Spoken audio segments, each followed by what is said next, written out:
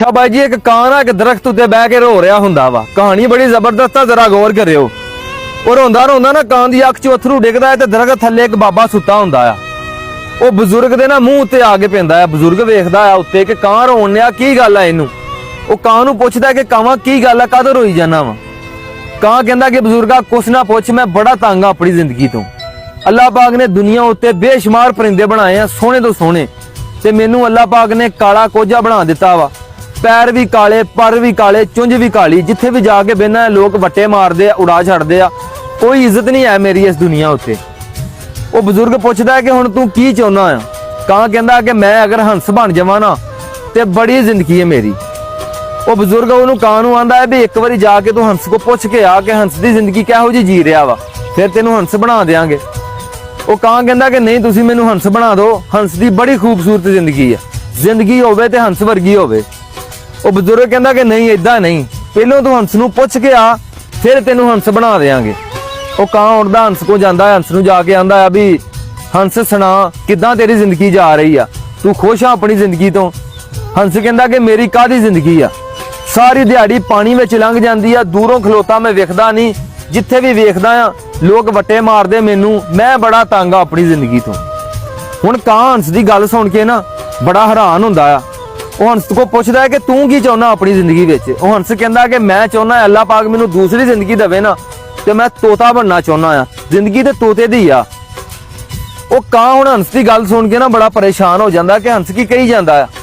ਉਹ ਉੱਥੋਂ ਉੱਡਦਾ ਕਿ ਤੋਤੇ ਕੋਲ ਚਲਾ ਜਾਂਦਾ ਆ। ਤੋਤੇ ਨੂੰ ਜਾ ਕੇ ਹੁਣ ਇਹ ਗੱਲ ਪੁੱਛਦਾ ਹੈ ਕਿ ਤੋਤਿਆ ਸੁਣਾ ਕਿੱਦਾਂ ਜਾ ਰਹੀ ਹੈ ਤੇਰੀ ਜ਼ਿੰਦਗੀ। ਤੋਤਾ ਉਹਨੂੰ ਆਂਦਾ ਕਿ ਕਾਹਦੀ ਜ਼ਿੰਦਗੀ ਹੈ ਮੇਰੀ ਯਾਰ, ਜਿੱਥੇ ਵੀ ਜਾ ਕੇ ਬਹਿਨਾ ਆ ਲੋਕ ਫੜ ਕੇ ਮੈਨੂੰ ਕੈਦ ਕਰ ਲੈਂਦੀ ਆ ਤੇ ਸਾਰੀ ਜ਼ਿੰਦਗੀ ਮੁੜ ਕੇ ਕੈਦ ਵਿੱਚ ਕੱਟਣੀ ਪੈਂਦੀ ਹੈ। ਮੇਰੀ ਕਾਹਦੀ ਜ਼ਿੰਦਗੀ ਆ, ਜ਼ਿੰਦਗੀ ਤੇ ਮੋਰ ਦੀ ਆ। ਉਹ ਤੋਤਾ ਹੁਣ ਕਾਂ ਉੱਥੋਂ ਉੱਠਦਾ ਆ ਤੋਤੇ ਕੋਲੋਂ ਤੇ ਜਾ ਕੇ ਮੋਰ ਕੋ ਚਲਾ ਜਾਂਦਾ।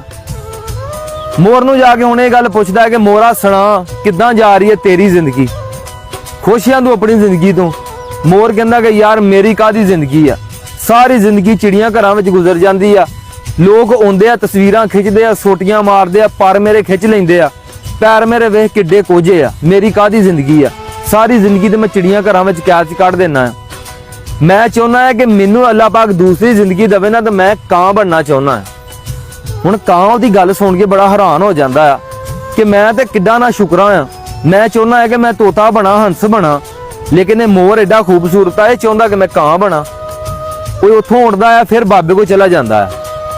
ਉਹ ਬਾਬਾ ਉਹਨੂੰ ਕਾਂ ਨੂੰ ਕਹਿੰਦਾ ਕਿ ਹਾਂ ਪੁੱਛ ਆਇਆ ਹੰਸ ਦਾ ਹਾਲ, ਹੁਣ ਤੈਨੂੰ ਫਿਰ ਹੰਸ ਬਣਾ ਦਈਏ। ਕਾਂ ਕਹਿੰਦਾ ਕਿ ਨਹੀਂ ਬਜ਼ੁਰਗਾ, ਮੈਂ ਜਿਹੋ ਜਿਹਾ ਹੈਗਾ ਹਨਾ ਮੈਂ ਉਸੇ ਰੰਗ ਵਿੱਚ ਖੁਸ਼ ਹਾਂ। ਮੈਨੂੰ ਅੱਲਾਹ ਪਾਕ ਨੇ ਜਿਹੋ ਜਿਹਾ ਬਣਾ ਦਿੱਤਾ ਹਨਾ ਮੈਂ ਉਹਦੇ ਵਿੱਚ ਹੀ ਖੁਸ਼ ਹਾਂ, ਮੈਂ ਹੰਸ ਨਹੀਂ ਬਣਨਾ।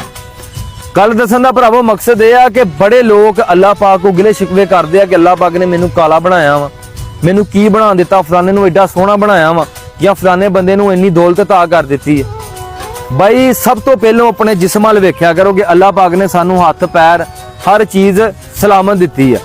ਕੁਛ ਲੋਕ ਬਾਈ ਦੁਨੀਆ ਤੇ ਇਹੋ ਜਿਹੇ ਵੀ ਆ ਜਿਨ੍ਹਾਂ ਨੂੰ ਅੱਲਾਹ ਪਾਕ ਨੇ ਲੱਤਾਂ ਨਹੀਂ ਦਿੱਤੀਆਂ, ਬਾਹਾਂ ਨਹੀਂ ਦਿੱਤੀਆਂ, ਸੁਣਨ ਵਾਸਤੇ ਕੰਨ ਨਹੀਂ ਦਿੱਤੇ, ਬੋਲਣ ਵਾਸਤੇ ਜ਼ਬਾਨ ਨਹੀਂ ਦਿੱਤੀ, ਤੇ ਤੁਹਾਨੂੰ ਅੱਲਾਹ ਪਾਕ ਨੇ ਸਾਰੀਆਂ ਚੀਜ਼ਾਂ ਦਿੱਤੀਆਂ ਵਾ।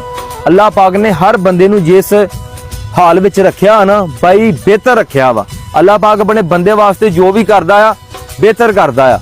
ਤੇ ਐਵੇਂ ਕਿਸੇ ਵੱਲ ਵੇਖ ਕੇ ਨਾ ਅੱਲਾਹ ਪਾਕ ਨਾਲ ਗਿਲੇ ਸ਼ਿਕਵੇ ਨਾ ਕਰਿਆ ਕਰੋ ਕਿ ਅੱਲਾਹ ਪਾਕ ਨੇ ਮੈਨੂੰ ਕੀ ਬਣਾਇਆ ਵਾ ਤੇ ਫਲਾਣੇ ਬੰਦੇ ਨੂੰ ਮੇਰੇ ਤੋਂ ਬਿਹਤਰ ਬਣਾਇਆ ਵਾ। ਅਗਰ ਇੱਕ ਬੰਦੇ ਦੀਆਂ ਗੱਲਾਂ ਲਾਲ ਹਨਾ ਤੇ ਆਪਣੀਆਂ ਗੱਲਾਂ ਚਪੇੜਾ ਮਾਰ ਕੇ ਲਾਲ ਨਹੀਂ ਕਰ ਲਈਦੀਆਂ।